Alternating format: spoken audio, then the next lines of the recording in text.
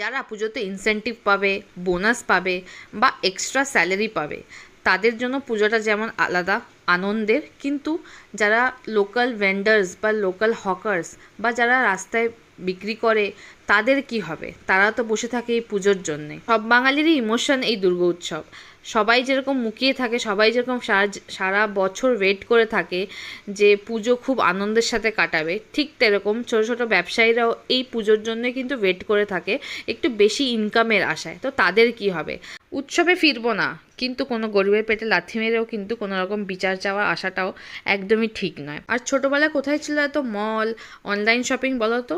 ছোটোবেলায় তো এইভাবেই ভিড় ঠেলে বার্গেনিং করে সব জায়গাতে কেনাকাটি করার আনন্দটাই ছিল দুর্গাপুজো মেন আকর্ষণ। আমার চিন্তাধারাগুলো তোমার সাথে শেয়ার করে নিলাম, অ্যান্ড তার সাথে তার দামগুলো, যে কী কী কিনেছি মেন গড়িয়াহাটা থেকে। যদি ভালো লেগে থাকে আজকে video, like, share and subscribe করে দিও।